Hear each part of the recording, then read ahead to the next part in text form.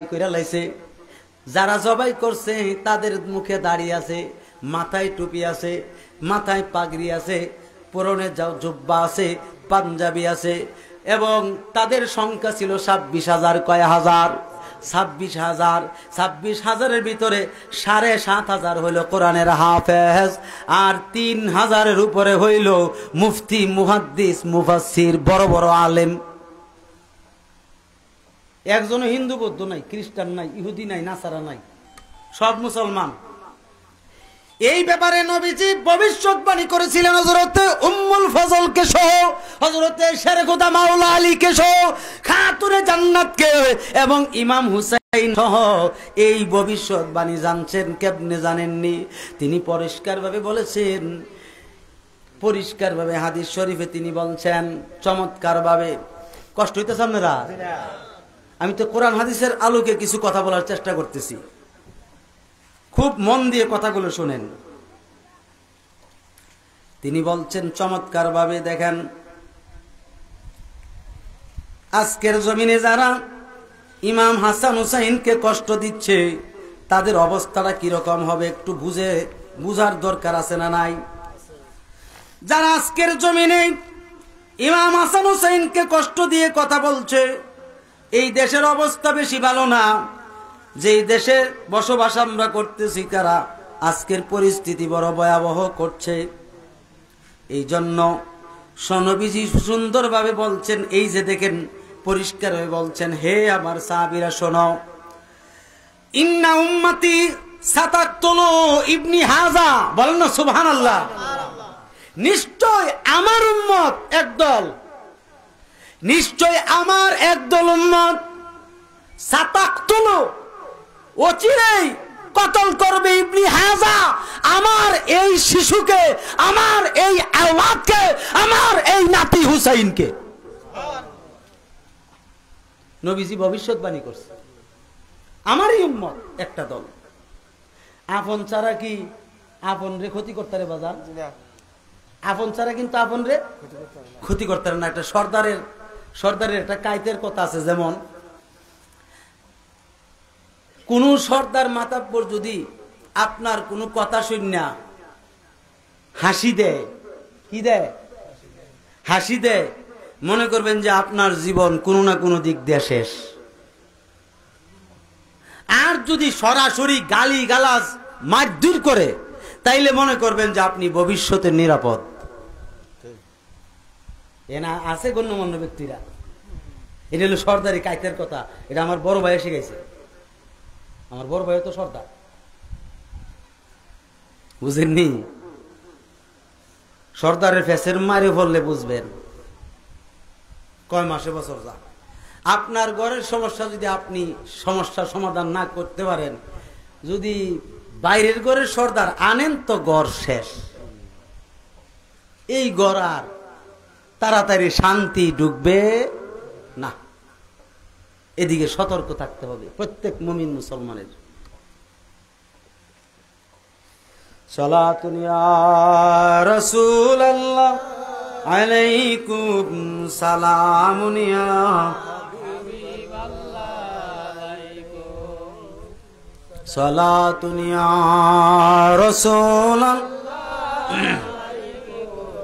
সালামুন ইয়া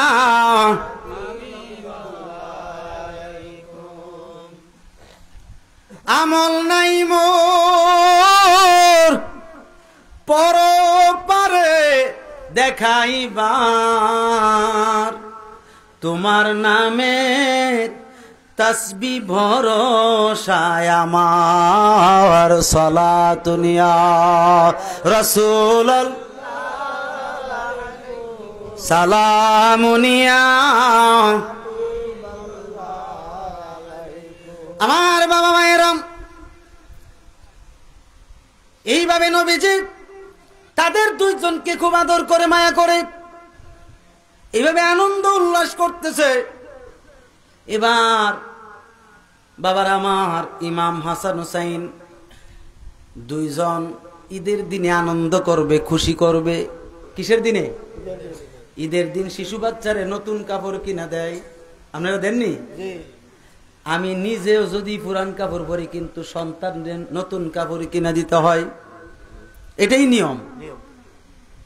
আপনার আমার কাপড় পরার দিন গেছে গা, তারার দিন শুরু। তারার দিন কি শুরু, এই জন্য নতুন কাপড় পাও না তারা।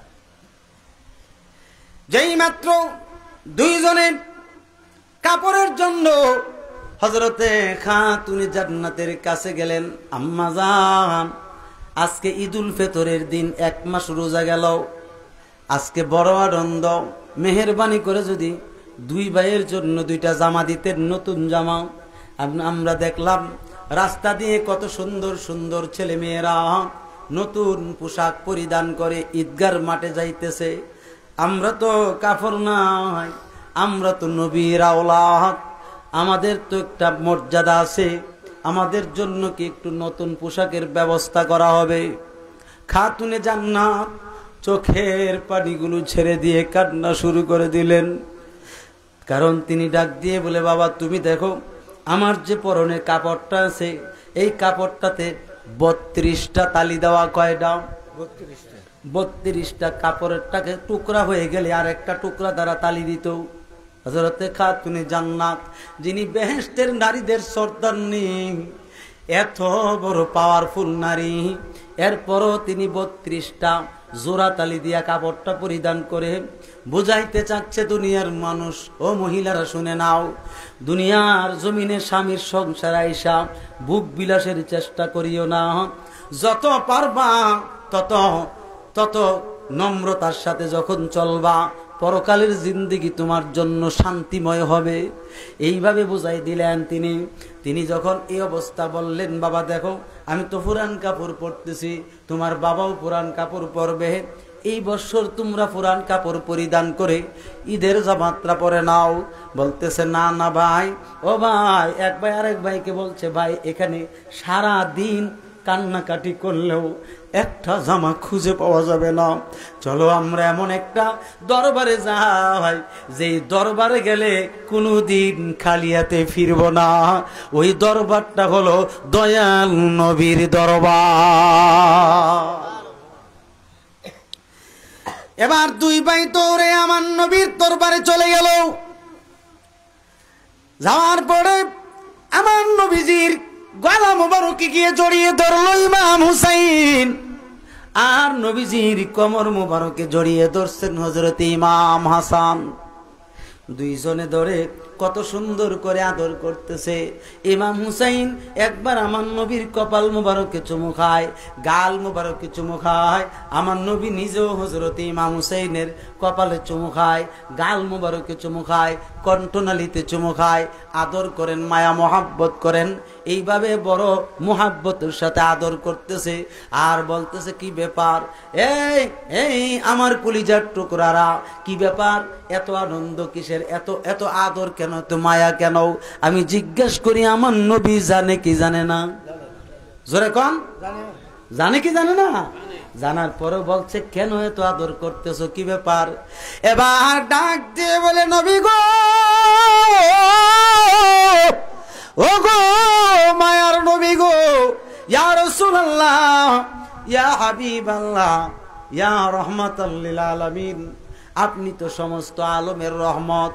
ইয়া রাসূলুল্লাহ, আপনার দরবারটা হলো রহমতের ভরপুর দরবার। হুজুর, আম্মাজানের কাছে গিয়েছিলাম আজকে ঈদের দিনে জামার জন্য, আম্মাজান দেয় নাই, চিন্তা করলাম আপনার কাছে চলে আসি, আমাদের নতুন জামার কোন ব্যবস্থা আসেনি। যেই মাত্র এই কথাটা বলছে রে, শিশু বাচ্চার কথা শুই না আমার নবীজি দুইজনকে এইভাবে আঞ্জা দিয়া দইরা চক্ষু মুবারকের পানি মুবারক ছাড়তে আরম্ভ করছে, আর উপরের দিকে তাকায়া আমার আল্লাহকে স্মরণ করছে। আল্লাহ, আমার কলিজার টুকরার চোখের পানি আমি সহ্য করতে পারছি না। আমার আল্লাহ পাক সঙ্গে সঙ্গে জিবরাইল আমিনকে ডাক দিয়ে বলে, জিবরাইল জান্নাতের ভিতরে চলে যাও, কারণ জান্নাতের ভিতরে চলে যাও, আমার বন্ধু কান্না করছে, আমার বন্ধুর কান্না আমি সহ্য করতে পারি না রে জিবরাইল, যা যা বেহেশতের ভিতরে যা, গিয়ে দেখ দীর্ঘ কোটি কোটি বছর আগে আমি দুইটা জামা তৈরি করে রাখছি। একটা জামার রং হবে লাল রঙের, আরেকটা জামার রং হবে জর্দার রঙের। বলেন সুবহানাল্লাহ। কয়টা রং? একটা লাল আর একটা জর্দার রং। জর্দা আছে না আমাদের দেশে? মাহবুব এই দুইটা জামা কি করব? এই দুইটা জামা নিয়ে আমার নবীর কাছে যাও, আমার নবীরে বলবা দুই ভাইকে বন্টন করে দিতে। দুনিয়ার মানুষ দুনিয়ার কাপড় দ্বারা ঈদ পালন করবে, আর আমার নবীর আওলাদ ঈদ পালন করবে জান্নাতি পোশাক দ্বারা। তাদের কত মর্যাদা আল্লাহ দিয়েছেন। আমার বাবারা, এবার সুন্দর করে জিবরাইল আমিন নিয়ে আসলেন। নিয়ে আসার পরে সুন্দর জামাগুলো সামনে রাখলেন। ইমাম হাসান হুসাইন জামাগুলো দেখতেছে, লোকটাকেও দেখতেছে। ফাতামাসসালা লাহা বাশারান সাবিয়া। বলেন না সুবহানাল্লাহ। কোরআন শরীফে আল্লাহ বলছেন যুবক সূরতে হযরত জিবরাইল আমিন নবীর সামনে। কি সূরতে? যুবক, 25 বছরের যুবক, 25 বছরের যুবক মানুষ। যুবক যুবক হইলে কি শুধু বডি লুই চলে? অঙ্গ প্রত্যঙ্গ লাগে না? কথা কোনা লাগেনি? অঙ্গ প্রত্যঙ্গ তো লাগে। যুবক চুল কালা, চুল কি যুবকের চুল কি সাদা থাকে? কালা, মুছ কালা, দাড়িও কালা। সুবহানাল্লাহ বলবেন না? যুবক শুরুতে নবীর কাছে আসছে।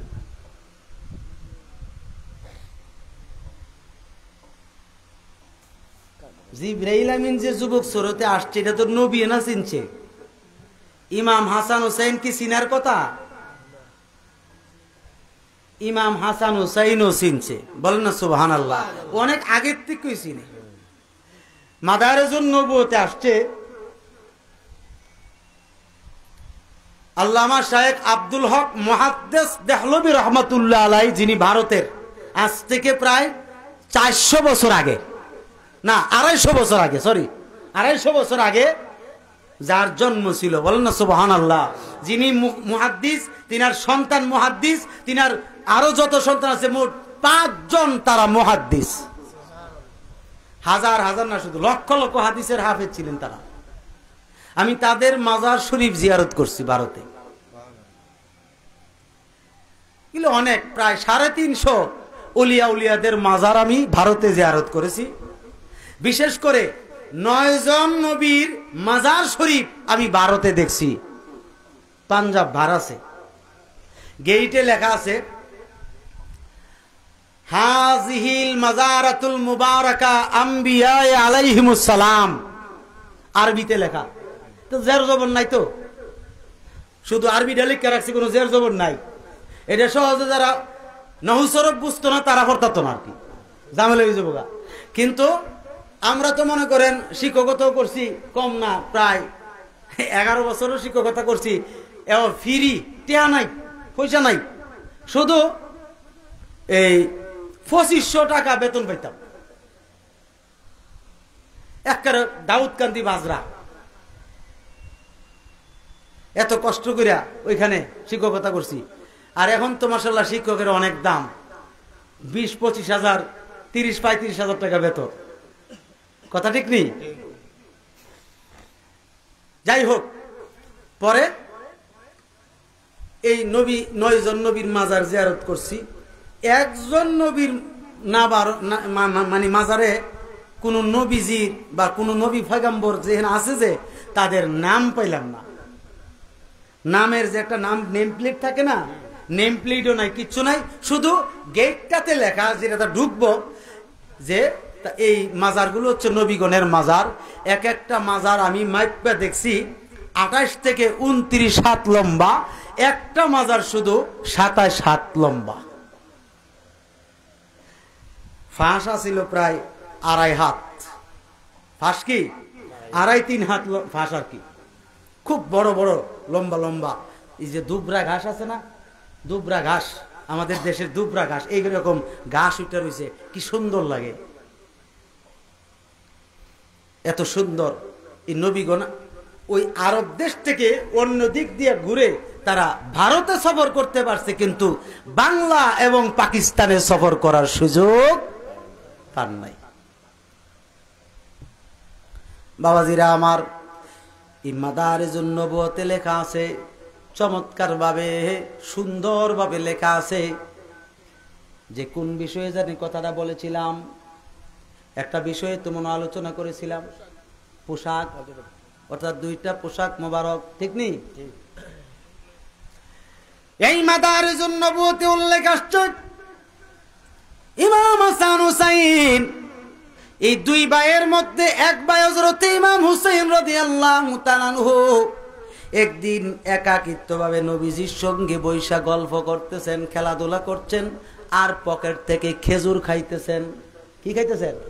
খেজুর। খেজুর খাইছেন, অর্থাৎ খেজুর খাইতেছেন। দয়াল নবীজি খেজুর দিছেন তাদেরকে খাওয়ার জন্য, ইমাম হুসাইনকে খেজুর দিছে খাওয়ার জন্য, তিনি খেজুর খাইতেছেন, পকেটে অনেক খেজুর আছে। এই মুহূর্তে হযরতে জিবরাইল আলাইহিস সালাম দাহিয়াতুল কালবির সুরত নিয়ে, অর্থাৎ যুবক সুরত নিয়ে তিনি যখন নবীজির সামনে আসছে, অর্থাৎ একবারে যুবক, মাথার চুল কালো, এটা তো জানে নেই, যুবক সুরতে আসছে নবীজি, আর হযরতে জিবরাইল আমিন চোখে চোখে তাকায় তাকায় কথা বলেন, কোনো আওয়াজ করেন না, বোঝা যাতে না যায় এইভাবে কথা বলেন। এবার হযরত ইমাম হুসাইন বলছে, কি ব্যাপার, আমি মেহমানকে অনেক দিন ধরে দেখতেছি, এই মেহমান খালি আপনার কাছে আসে, আসলে কোনো মেহমানদারি করান না, অন্য মেহমান আসলে তাদেরকে কত মেহমানদারি করান, এই মেহমানকে মেহমানদারি করান না। ইয়া রাসূলুল্লাহ, আজকে আমি নিজে এই মেহমানের মেহমানদারি করব। নবীজি মুচকি হাসি মুবারক দিয়ে বলছেন, ঠিক আছে, বলেন না সুবহানাল্লাহ। জিবরাইল আলাইহিস সালাম আমার নবীর দিকে তাকিয়ে বলছেন, নবী গো, ও গো মায়ার নবীজি, ইয়া রাসূলুল্লাহ, ইয়া হাবিবাল্লাহ, আপনার নাতিটা কি বলছে? কারণ ফেরেশতাদের তো কোনো খানা নাই, পানিও নাই, কোনো কিছুই নাই, খানা পিনা নিষেধ, আমাকে দিয়ে খানা খাওয়ার জন্য, মেহমানদারি করার জন্য আপনার হুসাইন উঠে পড়ে লাগছে, এখন কি করব, আমি কোন জায়গায় যাব, কেমন কি করব? নবীজি চোখ মুবারক দ্বারা ইঙ্গিত করে বলছেন, হে জিবরাইল, না খাও অসুবিধা নাই, আমার হুসাইন খাবার দিলে গ্রহণ করিও, কারণ হুসাইন কিন্তু সাধারণ মানুষ না, হুসাইন হলো আহলে বায়াত, আমার আহল, আমার আওলাদ, সাবধান, খবর হয়ে যাব। বলতেছে, ঠিক আছে ইয়া রাসূলুল্লাহ। তিনি কি করছেন, সুন্দর করে খেজুর দিছেন, এইভাবে মুট করে দেন, আমার নানা আপনারা মেহমানদারি করাইতে পারেন, আজকে আমি মেহমানদারি করাই আমার নানার পক্ষ থেকে, বলেন না সুবহানাল্লাহ। হযরতে জিবরাইল আমিন লইতে গেলে হাত লাগবো নি, কথা কোনা গেলে হাত ছাড়া, হাত পাও ছাড়া, বডি ছাড়া কি যুবক হইছে?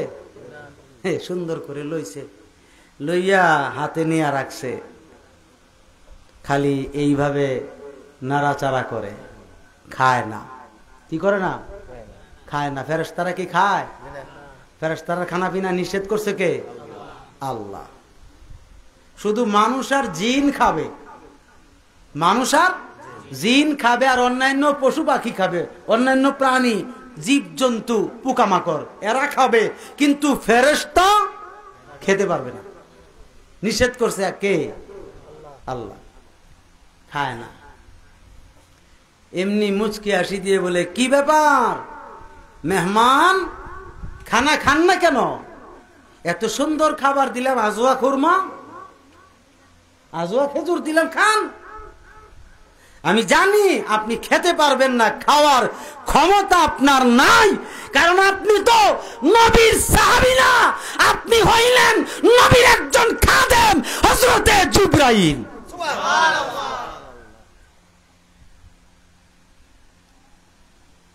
কারণ আপনি নূরের ফেরেশতা খাবেন না। তখন জিবরাইল আমিন বলছে যে, আমি যে জিবরাইল আপনি বুঝলেন কেমনে, আপনি চিনলেন কেমনে? বলতেছে আমার দয়াল নবীর কাছে একজন ফেরেশতাই আসতে পারে অতি সহজে, সচরাচর আল্লাহর পয়গাম নিয়ে। হয়তো মাঝে মধ্যে যদি কোনো সমস্যা হয়ে থাকে, জিবরাইল আমিনের অন্য ডিউটি থেকে থাকে, তাইলে হযরতে ইসরাফিল অথবা হযরতে মিকরাইল আসবে নবীজির দরবারে। আমি হুসাইন সেটা আগেই জানি। আজকে হুসাইনকে তো আক্কা করে কথা কনা এমন মানুষ আছে না? নাই আছে। বলতেছি ইয়া রাসূলুল্লাহ, জামা আনছিস। আল্লাহ বলছেন জামাগুলো দুই ভাইয়ের মধ্যে বন্টন করে দিতে। আমার নবী বললেন না না, এই জামা আমি নবী বন্টন করব না, এই জামা বন্টন তুমি জিবরাইল করে দাও। বলতেছি ইয়া রাসূলুল্লাহ, জীবনে কোনোদিন সর্দারি করি নাই আপনার সামনে, আজকে বুঝি আমার সর্দারি করণ লাগবে, আল্লাহর হস্তে আপনি আমারে মাফ করে দেন। নবী গো আপনি করেন। নবীজি বলছেন জিবরাইল শোনো, আমি হাসান হুসাইনকে সমান ভালোবাসি, জর্রা পরিমাণ কাউকে কম বেশি করে ভালোবাসি না। আমি যদি লাল জামার দিকে নজর করি, দেখতে পাই দুই ভাই লাল জামাটা পছন্দ করে। এখন আমি যদি এই লাল জামাটা ইমাম হাসানকে দেই, হুসাইন কষ্ট পাবে, অথবা হুসাইনকে দিলে হাসান কষ্ট পাইব, সুতরাং আমি বন্টন করব না, তুমি বন্টন করে দাও। বলতেছি ইয়া রাসূলুল্লাহ, যেই কষ্ট তাদেরকে আপনি নবী দিতে চান না, আমি জিবরাইল আমিন কেমন করে তাদেরকে কষ্ট দিব? হুজুর, এই জামার বন্টনের দায়িত্ব আপনার কাছে থাক। নবীজি বলছেন বুঝছি, বুঝতে পারছি, এই জামা তুমিও বন্টন করবা না, আমিও করব না। আজকের এই জামার বন্টন করবে আমার মহান আল্লাহ। কে করবে? এখন আল্লাহ জাল্লা শানুহু জামা বন্টন করবে। কি কর মামা? জামা বন্টন করবে কে? এই সিদ্ধান্তই সাধারণ। আপনি আমার লেগে আল্লাহ বন্টন করতো, একটু ঝামেলা আসেনি? কারবালার ঘটনাটা বলতে গেলে কমসে কম 8 থেকে 12 ঘন্টা লাগে। আমি আমার জীবনে 1998 সালে, কত সালে?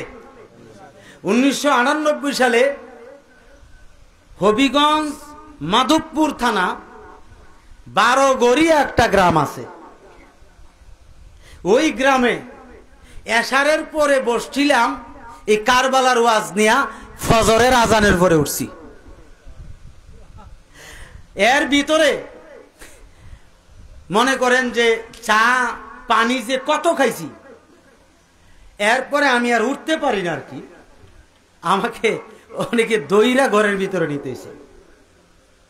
কারণ ওই সময়ের আলোচনা তো ছিল ইয়াং অবস্থায়, শক্তি আসিল, ভালোভাবে খুব চিৎকার দিয়ে দিয়ে করতে পারছি।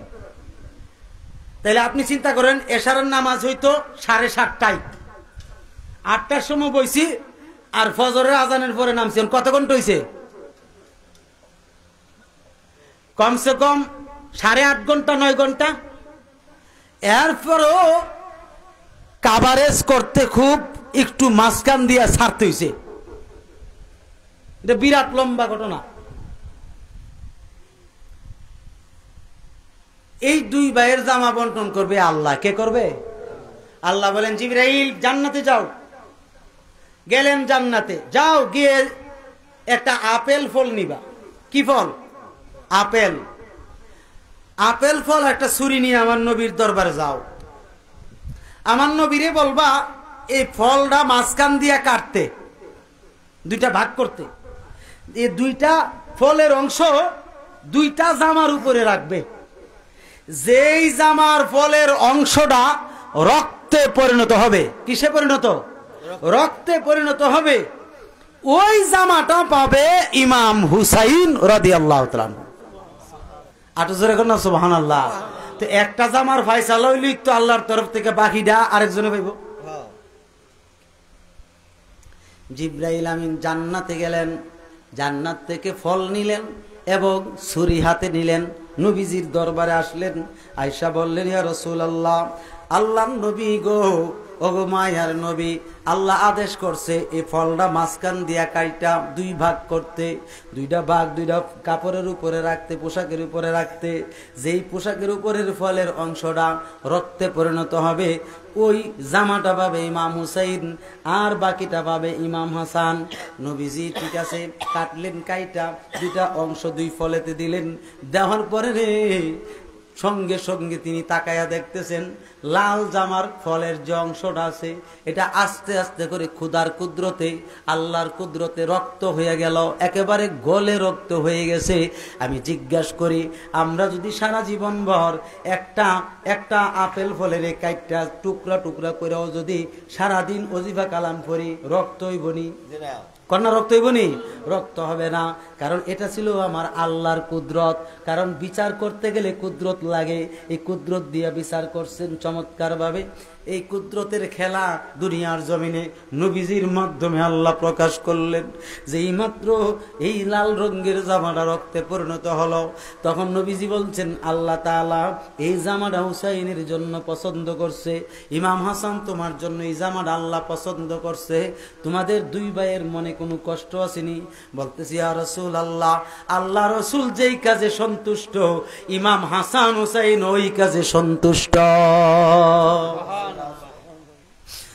হযরতে জিবরাইল আলাইহিস সালামকে আল্লাহ ডাক দিয়ে বলে, জিবরাইল, ও জিবরাইল, আমার নবী দেখতেছি আনন্দ করছে 2 নাতির জামা পরিধান করায়া, তুমি আমার নবীর সংবাদটা দিয়া দাও।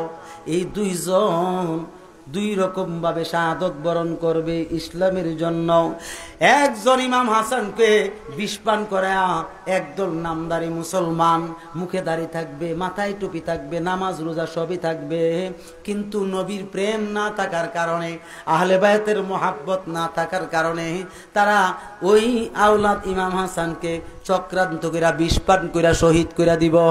আর ইমাম হুসাইনকে কারবালা নামক জায়গাতে দাওয়াত কইরা নিয়া তাকে কারবালা নামক ময়দানে নিয়া চমৎকার ভাবে গরু যেমনি জবাই করে, ঠিক তেমনি ভাবে ছুরি দিয়ে জবাই করে গলা থেকে তার রক্ত লাল করে এই দুনিয়ার জমিন থেকে শহীদ করে দিবে। তুমি এই কথাটা আমার রসুলকে জানাইয়া দাও। এই জন্য ইমাম হুসাইনকে দিছি লাল রঙের জামা, কারণ রক্তের রং হলো লাল। আর ইমাম হাসানকে দিলাম জর্দার রঙের জামা, কারণ বিষের রং, তখনকার বিষের রং হলো জর্দার রং। আমাদের দেশের বিষের যে বিষ আছে, ওই বিষের কত রকম মেডিসিন দেয়। ওই দেশের বিষ কিন্তু মেডিসিন যুক্ত না, একটা গাছের শিকড় ছিল, গাছের শিকড় যে বিষ ছিল, ওই বিষটা ছিল জর্দার রঙের হইয়া যাইত। গাছটার শিকড়টা যদি পানিতে মিশাই দিত, জর্দার রং হইয়া যাইত।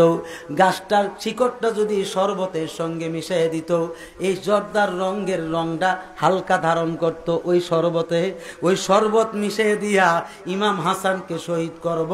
নবী গো, এই 2টা সংবাদ জিবরাইল তুমি আমার নবীরে জানাইয়া দাও। যেই মাত্র আমার নবী আনন্দের মাঝখানে যখন আমার নবীর কান মুবারক এই সংবাদ 2টা বলল, আমার দয়াল নবীজি 2 জনকে দইরা আহারে ইমাম হাসানকে ঠুডে সুমাইতে লাগলো, ইমাম হুসাইনকে কণ্ঠডালিতে সুমাইতে লাগলো।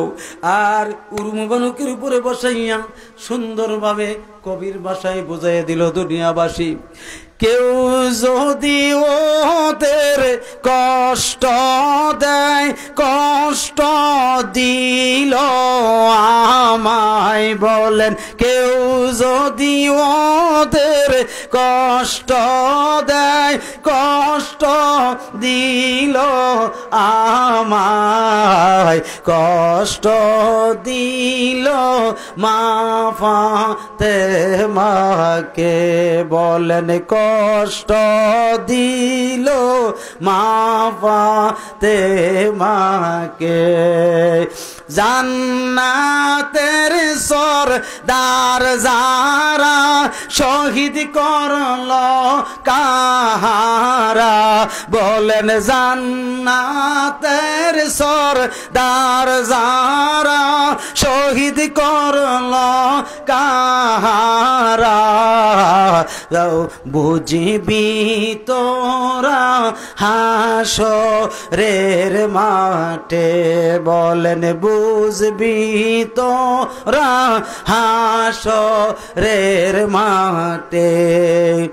কেউ যদি ওদের কষ্ট দেয়, কষ্ট দিল আমায়, বলেন কেউ যদি ওদের কষ্ট দেয়, কষ্ট দিল আমায়, কষ্ট দিল মা পাতে মাকে, বলেন কষ্ট দিল মা পাতে মাকে। একটা জবান বন্ধ রাখবেন না, চিৎকার দিয়ে বলেন আল্লাহু আকবার। মোহাব্বতে বলেন ইয়া রাসূলুল্লাহ, আওয়াজ করে বলেন ইয়া ওলি আল্লাহ। আমার বাবা ভাইরা, হুজুর সাল্লাল্লাহু আলাইহি সাল্লাম কান্না করছেন। ইমাম হুসাইন রাদিয়াল্লাহু তাআলা আনহু একটা বিষয় লক্ষ্য করলেন যে আজকে দেখলাম এই হায়াতে জিন্দেগিতে, আজকে দেখলাম আমার দয়াল নবীজি আমাদের দুই ভাইয়ের মধ্যে আদরে গরমিল করছে। আমার ভাইয়েরে ঠুটে চুমা দিছে, আমারে কণ্ঠে চুমা দিছে। অন্যদিন দেখতাম আমার নবী আমারে কপালে চুমু খাইছেন, আমার ভাইয়েরও কপালে চুমু খাইছেন, আমার নবীজি দুই গালে চুমু খাইছেন, আমার ভাইয়েরও দুই গালে চুমু খাইছেন। আজকে কেন গলায় চুমু দিছে একজন রে আর ঠুটে চুমা দিছে আরেকজন রে? বিষয়টা কি জানার দরকার আসেনি? আসেনি? আশ্চর্য হয়ে গেছে। এবার হুজুর সাল্লাল্লাহু তাআলা আলাইহি ওয়াসাল্লাম তিনি বসে কান্না করছেন আদর করে। ইমাম হুসাইন ডাক দিয়ে বলি, ইয়া রাসূলুল্লাহ, আপনার কাছে একটা বিষয় জানতে চাই। আরে 12টা বেজে গেছে। একটা বিষয় আপনার কাছে জানতে চাই। সেই বিষয়টা হলো, অন্যদিন দেখছি আমাদের দুই ভাইয়ের সমান আদর করছেন, আজকে কেন একজনকে ঠুটে আরেকজনকে গলায়, কারণ কি? বলে এটা তোমরা জানতে চাইও না, তোমার জানার দরকার নাই। বলতেছি ইয়া রাসূলুল্লাহ, তিনি খুব রাগী আছিলেন নাকি? কি আছিলেন? রাগী ছিলেন। রাগ ছিল তিনি ন্যায়ের পথে। কিসের পথে? ন্যায়ের পথে তিনি রাগ ছিল। তিনি রাগ কইরা ঈদগাহ তুই যাইতাম না, না যখন আদর গরমিল করলে আর যাইতাম না। এমন রাগী নাতি আসেনি আপনারা? একটু জামাটা যদি বেশি ভাবো তো 14টার পরে কয়টা 16টা না বজায় ছাড়বো। এমন পাগলা নাতি আছে না? হ্যাঁ, এই আগুন সবার ঘরে ঘরে দিয়ে রাখছে আল্লাহ তাআলা। বলেন না সুবহানাল্লাহ। ইমাম হুসাইন দৌড়ে আইসা সরছে বাড়িত, আইসা ডাক দিয়া আম্মা জান, ঈদগাহ যাইতাম না, নামাজ পড়তাম না। কেন বাবা? আপনার আব্বা জীবনে কোনোদিন আদরে গরমিল করছে না, আজকা করছে, কারণ না জানা পর্যন্ত যাইতাম না। তো ঈদের জামাত আপনি আমি অনেক সময় দেরি করে যাই না, জানি, কিন্তু এরপরে কিন্তু নির্ধারিত একটা টাইম দেন আপনারা, যে এই টাইমে জামাত হয়ে যাব, যে আইলে আইলো, না আইলে নাই। এখন আমার জিজ্ঞাসা, যিনি তৎকালীন জমানায় ঈদের জামাত পড়াইবেন তিনি তো হলেন নবী মুহাম্মাদুর রাসূলুল্লাহ সাল্লাল্লাহু আলাইহি সাল্লাম। এখন নবীজি না যাওয়া পর্যন্ত জোর চলবো নি? কথা কোন নাকি চলবো? এইখানে জোর চলতো না, কিন্তু আমরা জোর চলে। কথা ঠিক নেই? রোদ্রে কষ্ট করতেছি, রৌদ্র তাপ সহ্য করতারি না, গরম লেগে গেছে গা, আরো কত কিছু। ইমাম সাহেবের 12টা, কারণ ইমাম সাহেবের তো পাওয়ারই নেই, শব্দ কমিটির পাওয়ার। কথা ঠিক নেই? কিন্তু ওই যুগে নবীজির পাওয়ারের উপরে আর কোনো পাওয়ার কারো ছিল না। নবীজি তো ইমাম হাসানকে নিয়ে বসে কাঁদতেছে। হযরতে খাতুনে জান্নাত বলছে ঠিক আছে আমি জেনে আসি। তিনি যখন যায়, আল বেদায় ওয়ান নেহায়াতে আসছে ইতিহাস ঘটনাটা, তখন ইমাম হুসাইনও পিছনে পিছনে যায়। এখন কিন্তু কান্নার আলোচনা আসবে আস্তে আস্তে করে, একটু বেশি না, আধা ঘন্টা। কষ্ট হবে না আপনারা? আধা ঘন্টা সময়। বাবা যেই মাত্র ইমাম হযরতে খাতুনে জান্নাত যাইতেছে, পিছনে পিছনে ইমাম হুসাইন যাচ্ছে লুকায়া। কাছাকাছি গিয়ে একটা গাছের পিছনে দাঁড়ায়া তাইকা কান পাইতা শুনতাছে। খাতুনে জান্নাত চোখ মুবারকের পানি মুবারক ছাড়তে ছাড়তে গিয়ে বলছেন, ইয়া রাসূলুল্লাহ, নবী গো, খাতুনে জান্নাত আসছে আপনার কদম মুবারকে, আমি ফাতেমা আসছি। ইমাম হুসাইন কি কষ্ট পায়া বাড়িতে চলে গেছে, কি ব্যাপার নিয়ে কথা হয়েছে গো ইয়া রাসূলুল্লাহ, একটু বলে দেন। আমার নবী বলছেন, ফাতেমা রে, আমি যদি তোমার কাছে কথাটা ভেঙে বলি তুমি তো সহ্য করতে পারবা না। বলতেছি, ইয়া রাসূলুল্লাহ, আমি সহ্য করব ইনশাআল্লাহ। বলেন না সুবহানাল্লাহ। আমার নবী চিন্তা করলেন, এখন যদি সরাসরি কথাটা বলে দেয় তাইলে মা হইয়া সন্তানের এই ত্যাগ সহ্য করতে পারবে না। নবীজি চিন্তা করছেন, আগে তারে ভালো করে হাত পাও বাইন্দা লই। বলতেছে, মা তুমি আগে জবাবটা দাও, তুমি কি আমার উম্মতকে বেশি মহাব্বত করো না তোমার দুই সন্তানকে বেশি মহাব্বত করো? খাতুনে জান্নাত চোখের পানি ছেড়ে দিয়ে ডাক দিয়ে বলে, ইয়া রাসূলুল্লাহ, আমি বুঝতে পারছি গো নবী, আল্লাহ বুঝি আমার দুই কলিজার টুকরাকে আল্লাহর রাস্তায় কবুল করেছে। হুজুর আপনার কাছে জানিয়ে দে, আমার দুইটা সন্তান কেন, 100 ছেলে সন্তানও যদি 100 ছেলে সন্তানও যদি আল্লাহর রাস্তায় কুরবানি দেওয়া লাগে তাতেও আমি দিতে প্রস্তুত, কারণ আমার সন্তানের চাইতে আমি আমার দয়াল নবীর উম্মতকে বেশি ভালোবাসি। আমার নবী ডাক দিয়ে বলে, ফাতেমা গো, ও গো ফাতেমা, তাইলে তুমি শুনে নাও, আমার এই হাসান হুসাইনকে আমার উম্মতের মুক্তির জন্য, আমার উম্মতকে জাহান্নাম থেকে নাজাতের জন্য আল্লাহর রাস্তায় কুরবানি করতে হবে। কেননা আমার হাসানকে একদল মুনাফিক নামদারি মুসলমান তারা 3 বার বিষ পান করে শহীদ করে দিব। এই জন্য আমার হাসানকে ঠুড়ে চুমা দিছি, আর আমার হুসাইনকে নির্মম ভাবে অসহায়ের মতো তারা নৃশংসভাবে তারা দলবদ্ধ হইয়া তারা একের পর এক তীর বল্লম চালাইয়া তলোয়ার দ্বারা আঘাত করতে করতে ক্ষত বিক্ষত কইরা শেষ পর্যন্ত গরুর মতো গলায় ছুরি চালাইয়া গরুর মতো জবাই করে রক্তে লালে লাল করে শহীদ করে দিব। এই জন্য আমি আমার নাতি কলিজা টুকরা ইমাম হুসাইনকে কণ্ঠনালীতে চুমা দিয়েছি। কিয়ামত পর্যন্ত আল্লাহর জমিনে যত ধারালো অস্ত্র আছে আমার হুসাইনের গলার জন্য হারাম করে দিলাম। কারবালার করুণ কাহিনী কেমনে ভোলা যায়, কারবালার করুণ কাহিনী কেমনে ভোলা যায়। নবীর আওলাদে শহীদ করলো, নবীর আওলাদ শহীদ করলো নিষ্ঠুরে জেদেরায়। কারবালার করুণ কাহিনী কেমনে ভোলা যায়, কারবালার করুণ কাহিনী কেমনে দয়ালে নবী যে গলেতে চুমু খেতেন দিনে রাতে, চুমু খেতেন দিনে রাতে। দয়ালে নবী যে গলেতে চুমু খেতেন দিনে রাতে, সেই গলেতে বিষের ছুরি সীমারে সালায়।